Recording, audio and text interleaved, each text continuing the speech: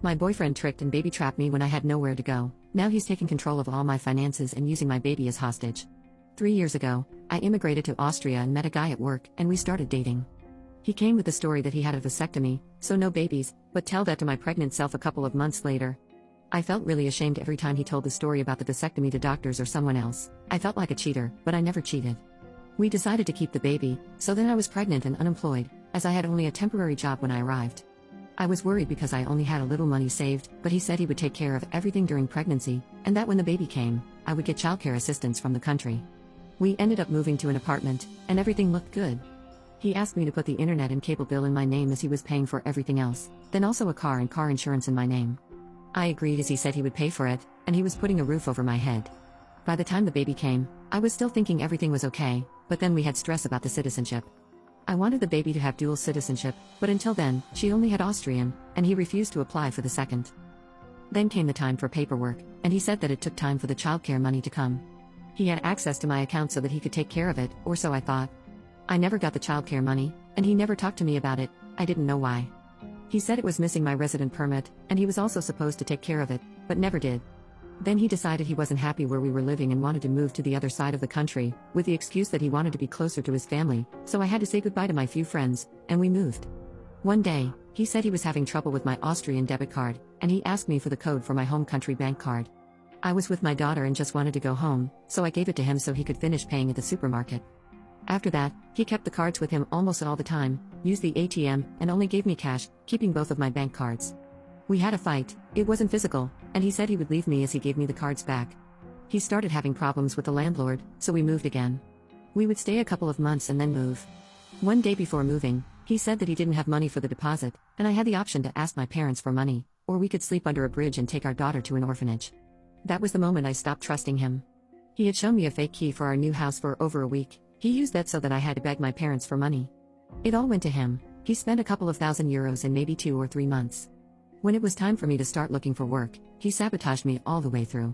I applied for a job that I liked, but they were taking their time to decide as I didn't speak German very well. Of course, I kept looking. As soon as I found one, the day before I started, he made up a story that the first job had contacted him and was giving me a contract, so I shouldn't go for this second job. He even pretended to call the first company, and then he would always say, "You heard me talking to them, didn't you? You understood everything I said, so don't accept that job." I started noticing that his phone calls looked fake. One time, the phone even rang in the middle of one of his calls. I was desperate for work because I needed it to have a residence permit in the country, and he wouldn't help me get residency even though we were living together. With luck, I ended up finding a job. He stayed with our daughter because he said he was too sick to work. After 1 week, he said I have to quit because he can't manage the kid. If I don't quit, he will call them to fire me. After many discussions, I stayed at this job, and in the first couple of months, he still used my bank card. He kept sending it into overdraft, making it hundreds in the negative. When my paycheck came, it hardly covered everything.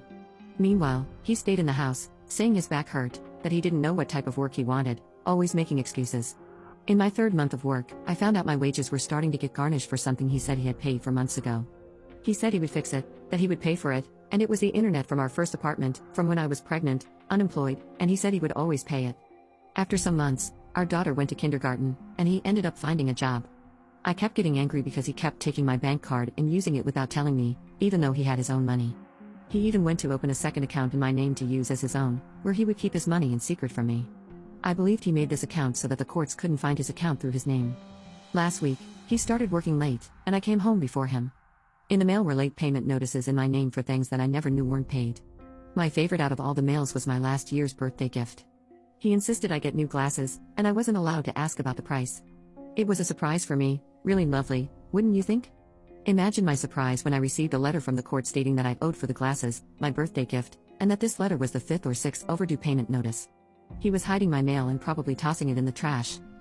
I decided to go to the courthouse to see what was up, and I had many debts, some from things I never heard about, some from things he said he paid, and some from things that he took money from my account to pay. The courthouse said he never paid even €1 for my debts, and his own debts were only being paid through wage garnishing. Now, I kept my cards with me, and I replaced them with new codes. When I said I wanted him to go away, he used our daughter's custody to avoid leaving. Some time ago, he even tried to scare me because if I wanted my daughter, I would have to go through his lawyer, whom he claimed was one of the best. I am scared about the future. He has an aggressive personality, and I fear for when he is alone with our daughter. He never hit me, but I constantly feel like I'm walking on eggshells. I am afraid that I might lose my job, and I wouldn't even be able to collect unemployment. I don't even know if I could take my daughter to my home country with me so that, at least, I could live with my parents rent-free. I'm going to a lawyer tomorrow, but I don't even have an idea where to start the conversation. Update 1. Hello everyone, last year I posted when I was at a low, and I would like to provide an update on my current situation. I have decided to stay in Austria as I still believe it is the best option for me and my child's future. There are some more details that went into this decision, such as my child having special needs with more significant public support here than in Portugal. She only has Austrian citizenship, and I am unsure how that would be affected if I were to leave the country with her. I went to a lawyer, and his advice was that the first priority was to get myself a place. He indicated the way to secure a social housing apartment through the city council, where I have been staying for the past 6 months with my daughter. After that, the lawyer started to try to help me out of some debts that I haven't incurred myself and were still in court. Unfortunately, the ones that I have signed or were already through judgment stayed, and I have started paying them. I am fortunate that my family helps me, and I am able to manage it.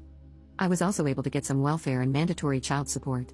In November, my ex went to jail for the frauds that he had committed. Although he is there until the end of the year, it wouldn't surprise me if he would get extra time, as he had made additional debts and frauds that are not yet accounted for in the sentence. He is also labeled as someone untrustworthy by the police and in the nearby community. As this is a really small city, I don't think he has a chance to turn this back on me as the bad guy or something. I have also tried to get sole custody of my daughter, which came through as of last week. Because he is in jail and not replying to my sole custody request, it was a simpler process than I had thought it would be. I would like to thank everyone who commented on my first post. It helped me realize the severity of the situation and the damage that was already done, and it helped solidify the decision to leave him as quickly as possible. Update 2. After 6 years, I can proudly say that my life now is pretty boring.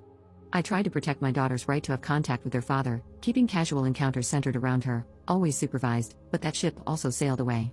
As I had suspected, my ex got his sentence extended and stayed over 3 years in jail, where he would get some free weekends, and I would let him visit us. As soon as he completed his sentence, he made a last visit, didn't make any more effort to keep contact with us, and refused to pay child support.